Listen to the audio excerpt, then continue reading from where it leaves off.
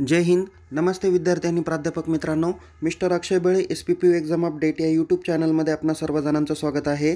आताच्या व्हिडिओमध्ये आपण महाराष्ट्र सेट एक्झाम 2024 म्हणजेच जी परीक्षा 7 एप्रिल 2024 रोजी आयोजित करण्यात आलेली आहे, या सेट परीक्षेला सामोरं जाताना आपण कोणती काळजी घेतली पाहिजे, तसेच आपल्याला या परीक्षेत कशा पद्धतीने क्वालिफाय होता येईल किंवा पात्र होता येईल या बाजूनी मी हा व्हिडिओ केलेला आहे. हा व्हिडिओ एक 15 ते 20 मिनिटाचा असणार आहे. तर विद्यार्थी मित्रांनो, जे विद्यार्थी सेट परीक्षा 2024ला सामोरं जाणार आहे, या विद्यार्थ्यांनी आपण सांगितलेल्या सूचनांचं जर का पालन केलं तर निश्चित ते या प्रयत्नात काय होणार आहे, क्वालिफाईड होणार आहे.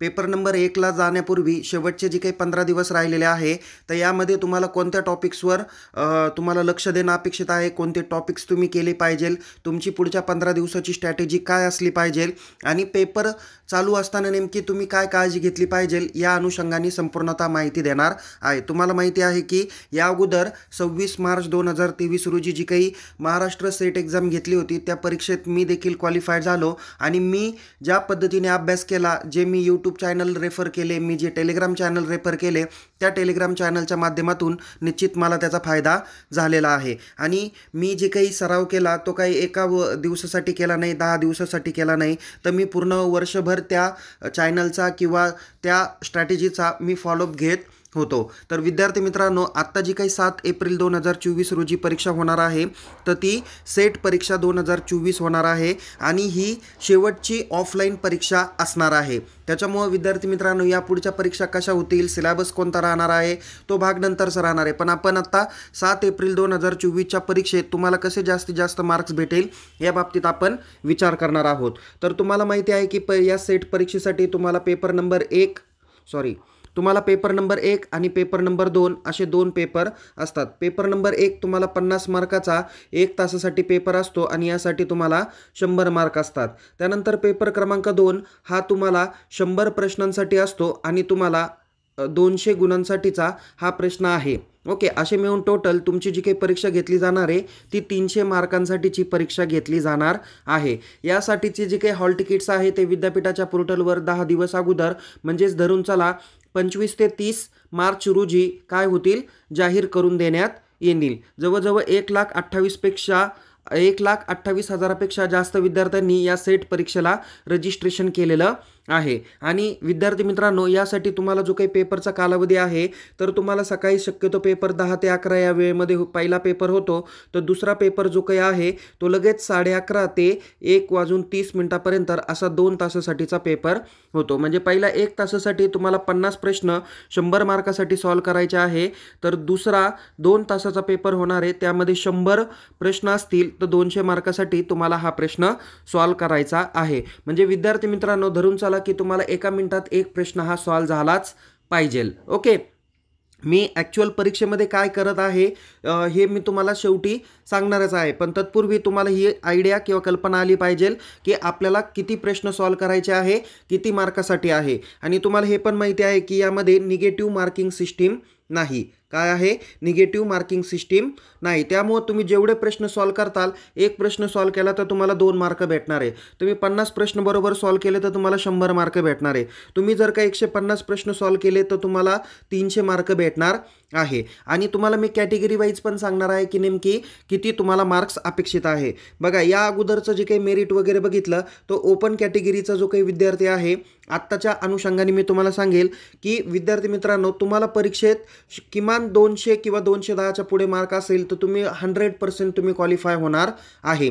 त्यानंतर दुसरा जो काही प्रश्न आहे, म्हणजे जे काही OBC SBC कॅटेगरीचे विद्यार्थी असतात, तर या विद्यार्थ्यांनी शक्यतो तरी 170 मार्कांच्या पुढे तुम्हाला मार्क भेटणं अपेक्षित आहे. SC ST NT वगैरे ज्या कॅटेगरीचे विद्यार्थी आहेत, यांनी किमान 140 ते 150 मार्कांच्या आसपास किंवा याच्यापेक्षा जास्त मार्क्स मिळवले तर तुम्ही निश्चित या परीक्षेमध्ये काय होताल, क्वालिफाय होताल. पण मी म्हणेल की ऑन अन ॲव्हरेज सर्व विद्यार्थ्यांनी 180पेक्षा जास्त मार्क्स मिळवण्याचा प्रयत्न हा केलाच गेला पाहिजे। त्यामध्ये तुम्हाला पेपर नंबर 1 जो काही आहे तर पेपर नंबर 1ला 50 प्रश्न असतात, यापैकी 40 प्रश्न जर का तुमचे सॉल्व्ह झाले तर इथे तुम्हाला 80 मार्क्स पडणार आहे। पेपर नंबर 2ला तुम्हाला किती प्रश्न असणार आहे, 100 प्रश्न असणार आहे। यापैकी जर का तुमचे सपोज आपण गृहीत धरूया की 60 प्रश्न मिळाले, 60 प्रश्न तुम्ही बऱ्यापैकी सॉल्व्ह केले तर इथे तुम्हाला 120 मार्क भेटणार आहे। म्हणजे इथे 80 आणि हे 120 असे मिळून तुम्हाला 200 मार्कांच्या पुढे तुम्ही सहज जाऊ शकता।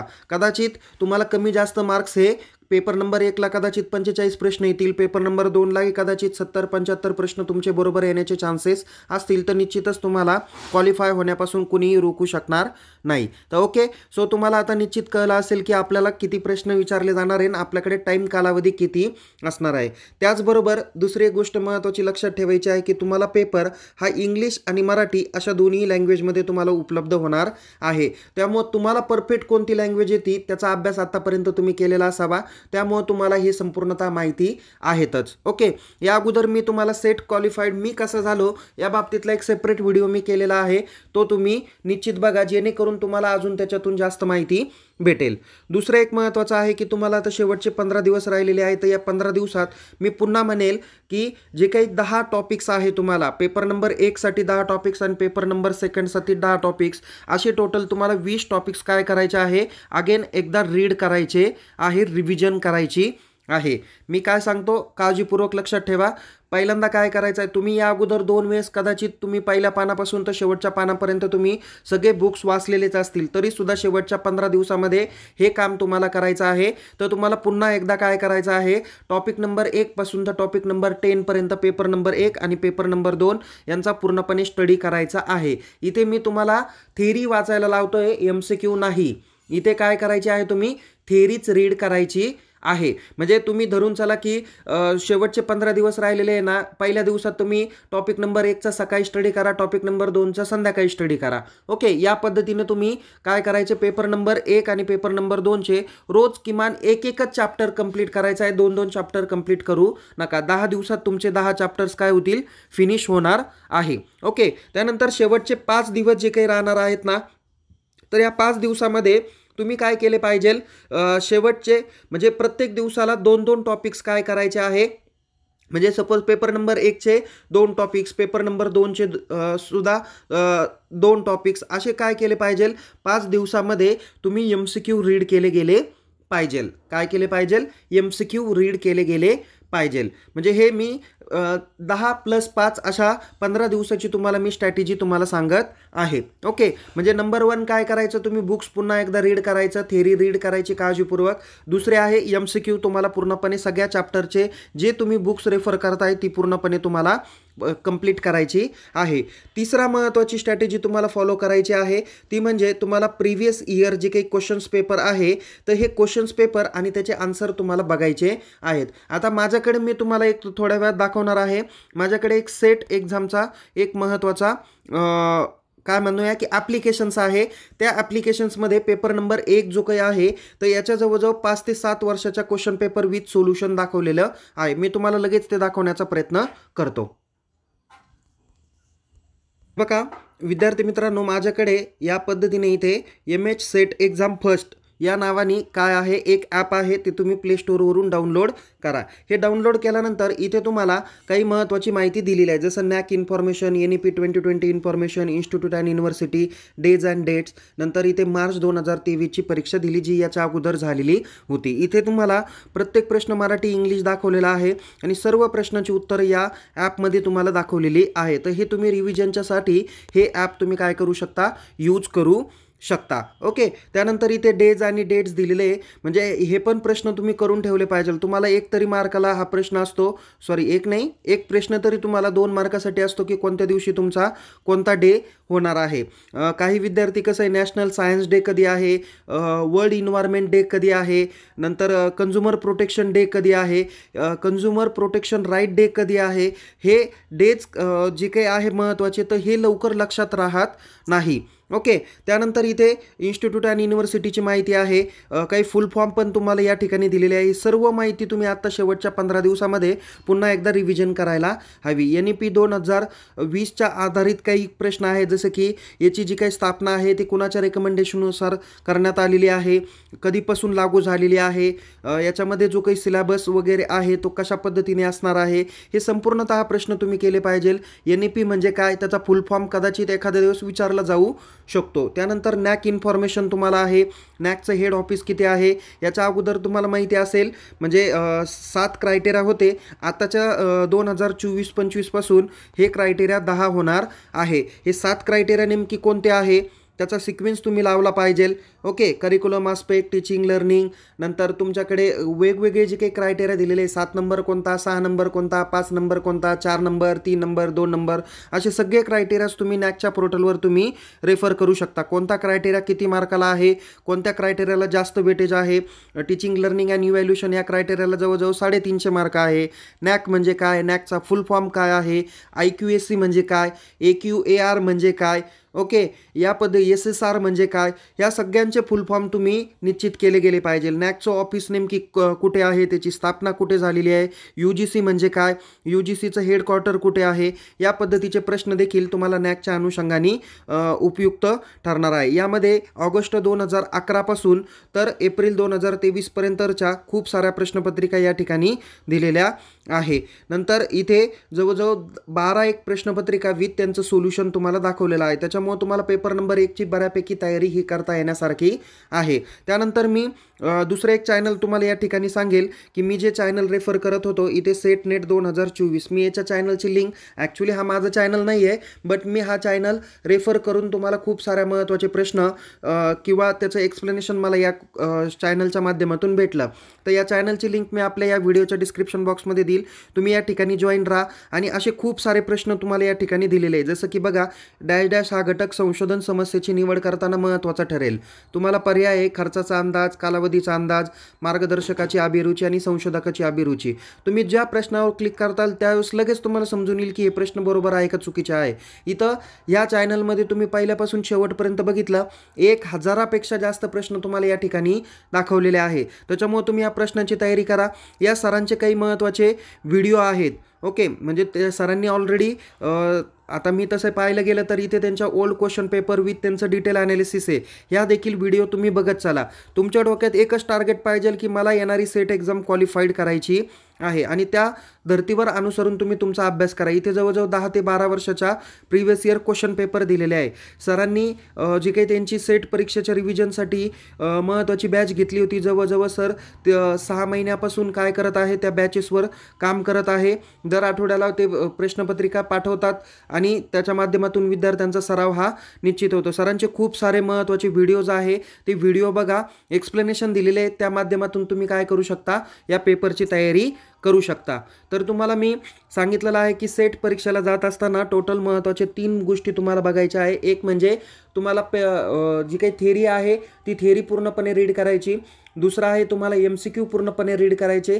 तिसरा आहे तुम्हाला प्रिव्हियस इयर क्वेश्चन पेपर काय करायचा आहे, रेफर करायचा आहे. आता त्यानंतर मी तुम्हाला पेपर नंबर 1च्या अनुषंगाने तयारी करताना कोणते महत्त्वाचे चॅप्टर तुम्हाला बघितले पाहिजे ते सांगतो. सो पहिला जो काही चॅप्टर आहे तो आहे तुमचा टीचिंग ॲप्टिट्यूड, म्हणजेच काय म्हणलं जातं त्याला, अध्यापन अभियोग्यता.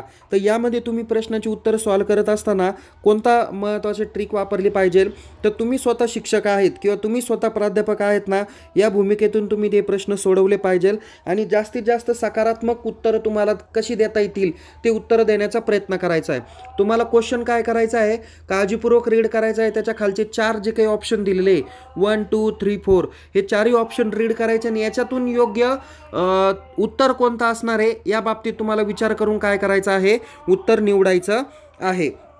यामध्ये तुम्हाला अध्यापनाच्या संकल्पना असतील, काही पद्धती असतील, आदर्श प्राध्यापक म्हणजे नेमकी काय, मूल्यमापनाच्या वेगवेगळ्या पद्धती कोणत्या आहे, टीचिंगच्या वेगवेगळ्या मेथड कोणत्या आहे, तर त्या तुम्ही या ठिकाणी टॉपिक नंबर 1 मधून तयारी करायची आहे. टॉपिक नंबर 2 जो काही दिलेला आहे तो म्हणजे रिसर्च मेथडॉलॉजीवर आधारित, त्याला आपण रिसर्च ॲप्टिट्यूड असं म्हणत असतो, म्हणजे संशोधक अभियोग्यता असं त्याला आपण म्हणत असतो. यामध्ये तुम्हाला संशोधन म्हणजे काय, संशोधनाच्या विविध व्याख्या तुम्ही पाठ करून ठेवा. त्यानंतर संशोधनाचे वेगवेगळे प्रकार कोणते आहे, टाईप्स ऑफ रिसर्च, नंतर कॅरेक्टरिस्टिक्स ऑफ रिसर्च, त्यानंतर रिसर्च मेथडॉलॉजी म्हणजे संशोधनाच्या पद्धती पाहू शकता, संशोधनाच्या पायऱ्या यावर आधारित एक डेफिनेटली प्रश्न विचारला जातो म्हणजे स्टेप्स इन रिसर्च प्रोसेस. नंतर तुम्हाला types of sampling method, okay, ह्या पण तुम्हाला बघितल्या पाहिजे. स्ट्रॅटिफाईड आणि जे काही सिम्पल रँडम सॅम्पलिंग वगैरे कशातल्या मेथड आहे त्या तुम्हाला बघायच्या आहे. प्रोबॅबिलिटी सॅम्पलिंग मेथड आणि नॉन प्रोबॅबिलिटी सॅम्पलिंग मेथड अशा 2 महत्त्वाचे मेथड असतात. त्यामध्ये सुद्धा तुम्हाला 5-5, 6-6 मुद्दे दिलेले आहेत. तर कोणती मेथड कशाच्या अनुषंगाने आहेत तर त्या बाबतीत सुद्धा तुम्ही अभ्यास करायला हवा. संशोधन म्हणजे नेमकी काय त्यावर आधारित देखील तुम्ही प्रश्न हे चॅप्टर नंबर 2वर केले गेले पाहिजे. ओके, यासाठी तुम्ही MCOMचं जे काही संशोधनाचं पुस्तक आहे ते देखील तुम्ही रेफर करू शकता. 3रा नंबरचा जो काही चॅप्टर आहे तो आहे कॉम्प्रिहेन्शन म्हणजेच काय आहे, उतारा आकलनावरती तुम्हाला हा प्रश्न आहे आणि यामध्ये तुम्हाला मार्क हे तुमच्या हाताचे मार्क असणार आहे. ओके, यामध्ये काय करायचं आहे, उतारा पूर्ण वाचण्यापूर्वी सगळ्यात अगोदर काय करायचे, उताराच्या खालती जे काही महत्त्वाचे 5 प्रश्न दिलेले आहेत ना ते प्रश्न अगोदर तुम्हाला रीड करायचे आहे आणि प्रश्न रीड केल्यानंतर त्या प्रश्नाला अनुसरून जी काही माहिती आहे ती या पॅरेग्राफमध्ये नेमकी कुठं दिली ते तुम्हाला बघायचे आहेत. ओके, त्यामध्ये तुम्हाला काय करायचे आहे, आकलनावर आधारित जे काही अगोदर प्रश्न दिले ते नीट वाचायचे, त्याचे 4 पर्याय नीट वाचायचे आणि त्यानंतर तुम्हाला उतारा वाचायचा आहे आणि जिथं जिथं ते शब्द दिसतील त्या शब्दाला काय करायचं आहे, पेन्सिलनी किंवा पेनाने अंडरलाईन करायची आहे. तर या पद्धतीने तुम्ही कॉम्प्रिहेन्शन म्हणजेच आकलनावर आधारित प्रश्नांची उत्तराची तयारी करू शकता. 4था महत्त्वाचा टॉपिक्स आहे तो म्हणजे संदेशवहन कम्युनिकेशन. यासाठी तुम्ही SYBCOMचं बिझनेस कम्युनिकेशन किंवा बिझनेस कम्युनिकेशन हा जो काही सब्जेक्ट आहे तो BBAला आहे, BBIBला आहे. तर जिथे जिथे असेल त्या ठिकाणातून तुम्ही हा सब्जेक्ट काय करा, कव्हर करा. यामध्ये तुम्हाला कम्युनिकेशन म्हणजे काय, कम्युनिकेशनच्या वेगवेगळ्या प्रक्रिया आहेत, त्याच्यामध्ये तुम्हाला स्टार्ट कुठं होतो, एंड कुठं होतो, त्याची सिक्वेन्स काय आहे ती तुम्हाला व्यवस्थित करून ठेवायची आहे. त्याचे कॅरेक्टरिस्टिक्स असतील, त्याचे टाईप्स असतात आणि कोणत्या टाईप्समध्ये कोणते प्रकार आहेत, त्याचे एक्झाम्पल्स काय आहे. ओके, व्हर्बल नॉन व्हर्बल हे तुम्हाला नीट व्यवस्थित बघायचे आहे. नंतर संप्रेषणामध्ये तुम्हाला कोणकोणते अडथळे येतात, संप्रेषणातील म्हणजे क्लासरूममध्ये तुम्ही संप्रेषण करत असताना तुम्ही कशा पद्धतीने म्हणजे कम्युनिकेशन करत असताना कोणती काळजी घेतली पाहिजे, असे काही महत्त्वाचे पॉईंट्स आहेत. त्या पॉईंट्सवरती तुम्ही लक्ष ठेवलं पाहिजे आणि ह्या सर्व घटकांचा अभ्यास करणं अपेक्षित आहे. संदेशवहन हा खूप महत्त्वाचा चॅप्टर्स आहे आणि यामध्ये सुद्धा तुम्हाला आउट ऑफ मार्क्स हे मिळू शकतात. त्यानंतर तुम्हाला 5वा जो काही म्हणजे यामध्ये संदेशवहनाच्या रिलेटेड खूप सारे प्रश्न असतील तर ते तुम्ही नीट व्यवस्थित काळजीपूर्वक बघितले पाहिजे.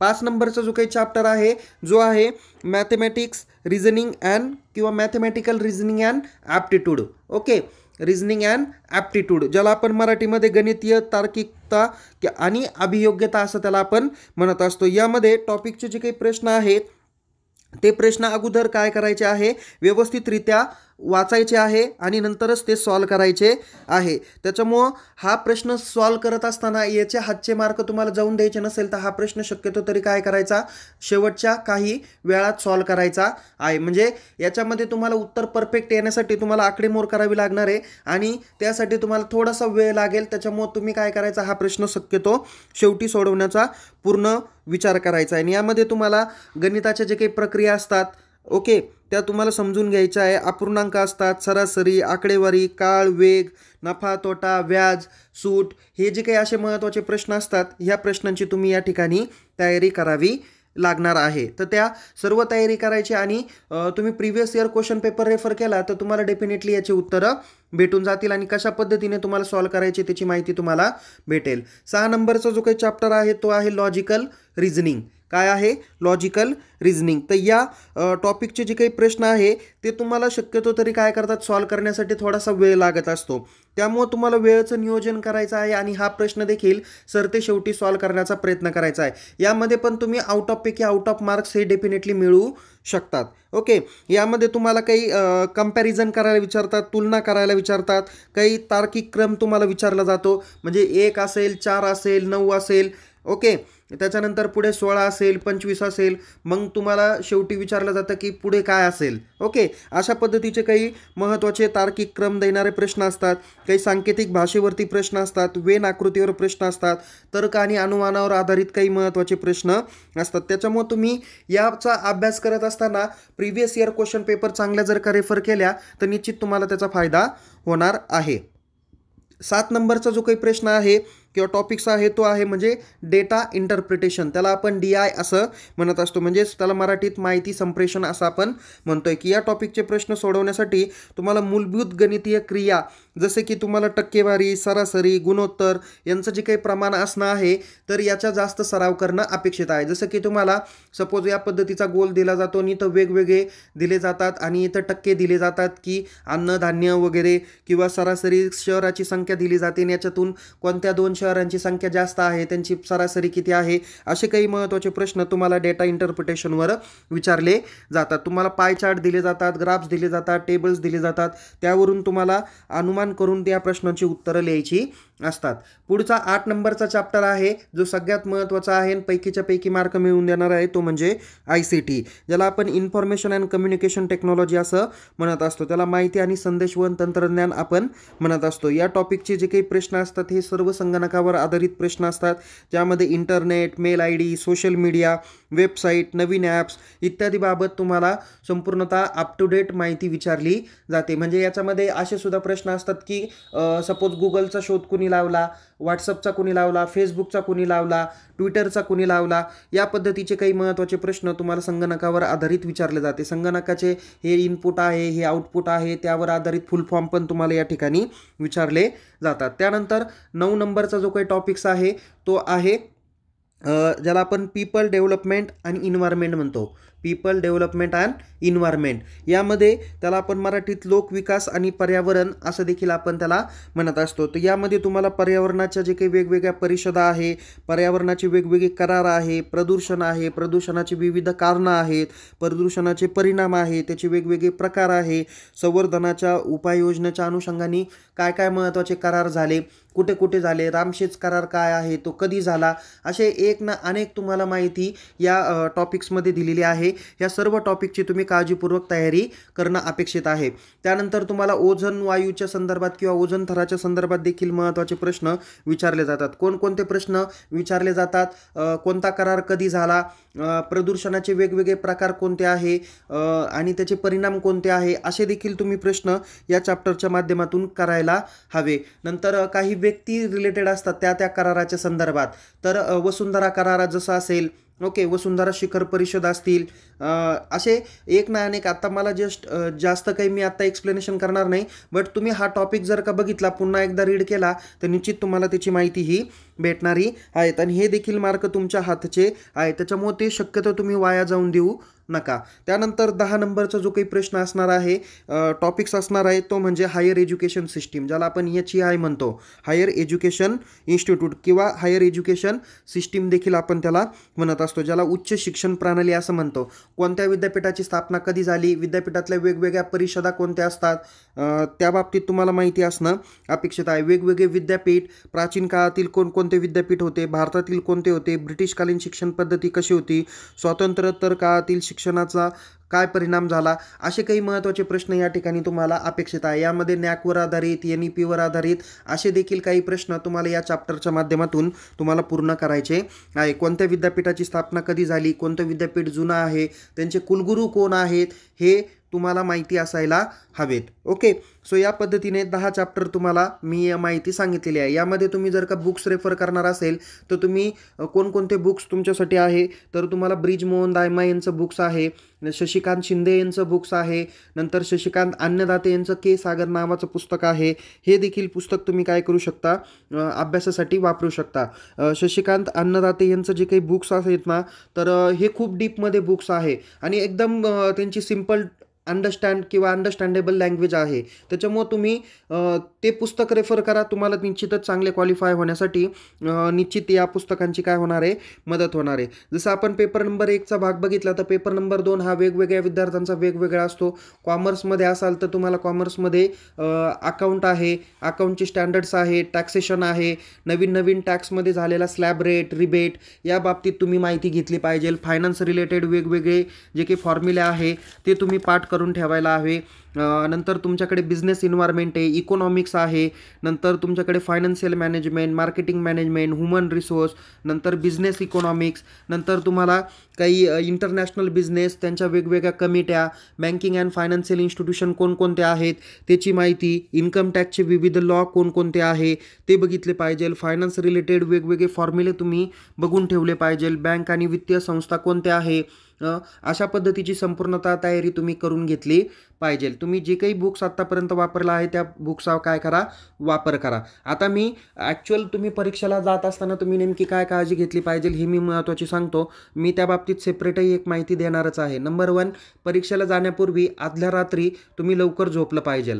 कोणत्याही पद्धतीचं दडपण तुम्ही घेतलं पाहिजे नाही. तुमची झोप काय झाली पाहिजे, पुरेशी झाली पाहिजे. आता एखादा विद्यार्थी सपोज नाशिकचा आहे आणि त्याचा परीक्षा जर का पुण्याला असेल तर नाशिक पुणे अंतर किमान तुम्हाला 5 तासासाठी लागतं. ओके, त्यामुळं तुम्ही काय करा, आदल्या दिवशी तिथे पोहोचण्याचा प्रयत्न करा.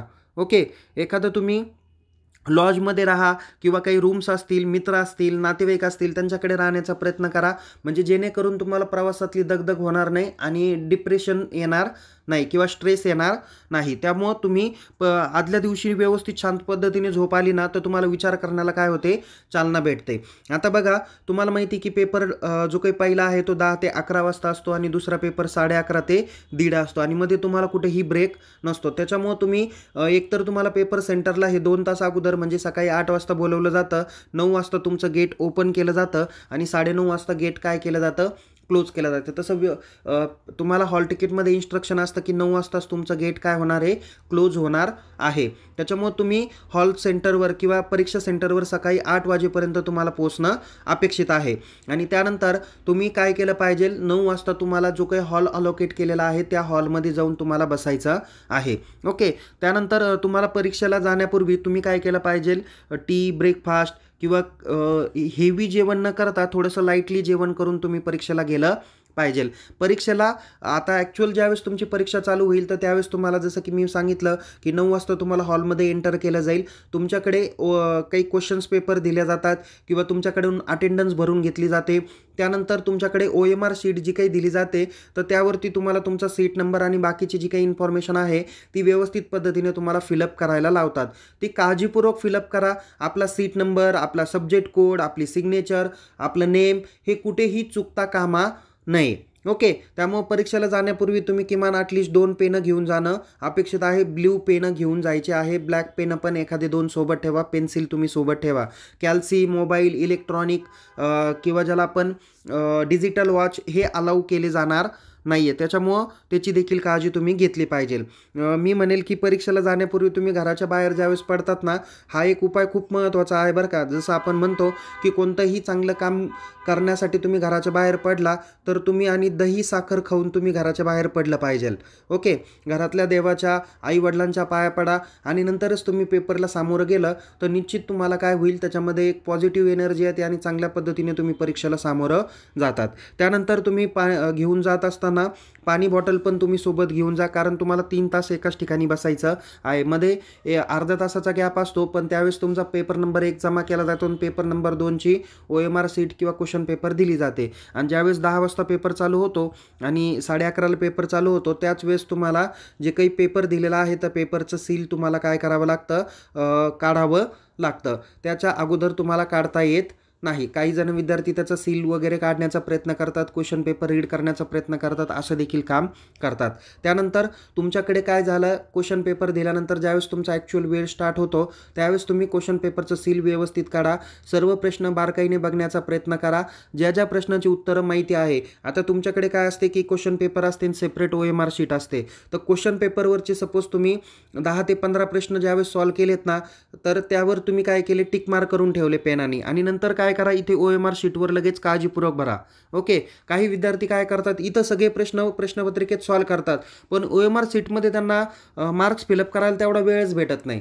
असं सुद्धा काही ठिकाणी होतं. त्याच्यामुळं काय करा, की 10-15 प्रश्न तुम्ही सॉल्व केले, बरोबर सॉल्व केले, त्याच्यानंतर इथे काय करा, OMR शीटवर ते लगेच भरण्याचा प्रयत्न करा. OMR शीटवर खाडाखोड करू नका. त्यानंतर प्रश्न काय करा, काळजीपूर्वक वाचा, त्याच्यात खालचे 4 पर्याय वाचा आणि नंतरच त्याच्यातून योग्य पर्याय कोणता आहे तो उत्तर देण्याचा प्रयत्न करा.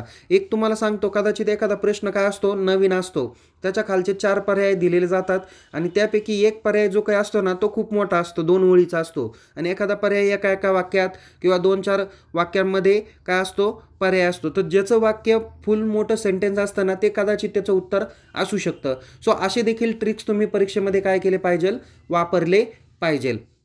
ओके. आणि तुम्ही याच्या अगोदर किती अभ्यास केला, किती रात्र तुम्ही जागलात, त्याला महत्त्व नाही आहे. तर तुम्हाला जे काही महत्त्व आहे ना, तुमचा जो काही 3 तासाचा पेपर होणार आहे, या 3 तासामध्ये तुम्ही काय करता, कशा पद्धतीने तुम्ही कॉन्सन्ट्रेशननी पेपर देतात. मी असं बघितलेलं आहे, काही विद्यार्थी काय करतात माहिती का, पेपरला आल्यानंतर पटापटा प्रश्न सोडवतात आणि आराम करतात, काही जण झोपतात, काही जण चर्चा करतात. म्हणजे या पद्धतीचं, म्हणजे तुम्ही इतकी मोठी परीक्षा देत आहात की या परीक्षेवर तुमचं पुढचं करिअर अवलंबून आहे आणि त्या परीक्षेत जर का गेल्यानंतर तुम्ही झोपा काढत असाल तर याच्यासारखी दुर्दैवाची गोष्ट नाही आहे. त्याच्यामुळे तुम्ही त्या 3 तासामध्ये नेमकी काय करताय तो भाग महत्त्वाचा आहे. म्हणजे एखादा विद्यार्थी असा असेल की त्यांनी अगोदर काही सराव केला नाही, पण या 3 तासाची प्रश्नपत्रिका लॉजिकल नीट रीड करून आणि क्वेश्चन अंडरस्टँड करून पर्याय वाचून त्यांनी जर का दिला, त्याला निश्चित बऱ्यापैकी मार्क्स भेटणार आहेत. तर या पद्धतीने त्यांनी काय केलं पाहिजे, या प्रश्नपत्रिकेचा वापर केला पाहिजे, या ट्रिकचा त्यांनी वापर केला पाहिजे. यामुळे निश्चितच तुम्ही काय होतात, परीक्षेला सामोरं जाताल. त्यानंतर तुम्हाला पेपर नंबर 1ला 50 प्रश्न आहे, तर सगळेचे सगळे प्रश्न सॉल्व करा. जे जे प्रश्न बरोबर येत आहे, तुम्हाला माहिती आहे, त्याची अचूक उत्तरं नोंद करा. जे येत नाही त्याचे काय करा, आपण नाही का, ज्याला आपण ABCD पैकी, हा चला भाऊ, अगोदरच्या प्रश्नाचं उत्तर C असेल तर आत्ताचं B आहे, नंतर पुढचं A असू शकतं, नंतर D असू शकतं, असा काही तर्क लावून तुम्ही सॉल्व करू शकता. ओके. पण 100% हे तर्क बरोबर येईलच असं काही सांगता येणार नाही. पण ज्या ज्या प्रश्नाचं उत्तर तुम्हाला बऱ्यापैकी माहीत आहे ते सॉल्व करा. पण असं काही करू नका की 50 प्रश्नापैकी तुम्हाला 45 प्रश्न येत आहे आणि 5 प्रश्नाला तुम्ही टिक पण केलेली नाही आहे. असं काही करू नका. काहीतरी तुम्ही टिक मार्क करून काय करा, तो उत्तरपत्रिका सॉल्व करण्याचा प्रयत्न करा. पण कोणताही प्रश्न रिमेनिंग सॉल्व करू नका किंवा सोडून देऊ नका. सगळेचे सगळे प्रश्न अटेम्प्ट करण्याचा प्रयत्न करा. तसंच पेपर नंबर 2साठी तुम्हाला 100 प्रश्न आहे. तुम्ही काय करा, 10 प्रश्न झाले का लगेच OMR शीट भरण्याचा प्रयत्न करा. जे परफेक्ट माहिती आहे ते लगेच परफेक्ट करा. एक तर वेळेस मला तर असं जाणवलं होतं की माझे मागच्याच प्रश्नपत्रिकेमध्ये की मी प्रश्नपत्रिकेत टिक केली, सपोज क्वेश्चन नंबर 12 आहे आणि त्याचं उत्तर 3 होतं, पण मी OMR शीटवर काय केलं, 12च्या पुढे 2 नंबर कॉलमला टिक केली किंवा तिथं OMR शीटवर मी अशा पद्धतीचं डार्क केलं. म्हणजे कदाचित असं होतं की तुम्ही प्रश्नपत्रिकेत बरोबर टिक करताय आणि OMR शीटवर चुकीचं टिक करताय, यामुळं सुद्धा तुमचे मार्क कटौती होऊ शकते. ओके. आणि प्रश्नपत्रिकेवर टिक करत असताना पेन्सिलने टिक करा, पेनाने टिक करू नका.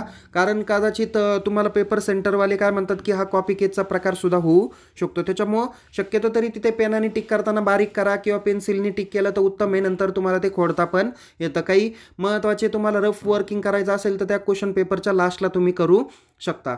सो या पद्धतीने तुम्ही सेट एक्झामला सामोरं जाताना व्यवस्थित पद्धतीने सगळे क्वेश्चन्स अटेम्प्ट करा. OMR शीट परफेक्ट पद्धतीने भरण्याचा प्रयत्न करा. कदाचित तुम्हाला OMR शीट जी काही दिलेली जाते ना, ती व्यवस्थित जर का नसेल तर तुम्ही तुमच्या त्या पेपर सुपरवायझरकडून काय करू शकता, त्याच्यामध्ये बदल करू शकता. सो माझ्या मते विद्यार्थी मित्रांनो, तुम्हाला मी बऱ्यापैकी मार्गदर्शन केलं असेल. मी ज्या आत्ता तुम्हाला महत्त्वाच्या ट्रिक्स सांगितल्या, या सर्व ट्रिक्स मी फॉलो केलेल्या आहेत. त्याच्यामुळे मी देखील MH सेट एक्झाम ही क्वालिफाय झालेलो आहेत. तर विद्यार्थी मित्रांनो, तुम्हाला येणाऱ्या या 7 एप्रिल 2024च्या परीक्षेसाठी खूप खूप शुभेच्छा देतो. काही तुमच्या मनामध्ये डाऊट्स असतील तर निश्चित मला चॅट बॉक्समध्ये विचारा आणि मी माझ्याही टेलिग्राम चॅनलची लिंक दिलेली आहे, त्यामध्ये देखील उपस्थित राहा. येणाऱ्या पुढच्या सेट एक्झाम आणि नेट एक्झाम याबाबत देखील मार्गदर्शन केलं जाईल. सो पुन्हा भेटूया एका नवीन विषयासह, नवीन व्हिडिओसह. तोपर्यंत टेक केअर. जय हिंद. धन्यवाद.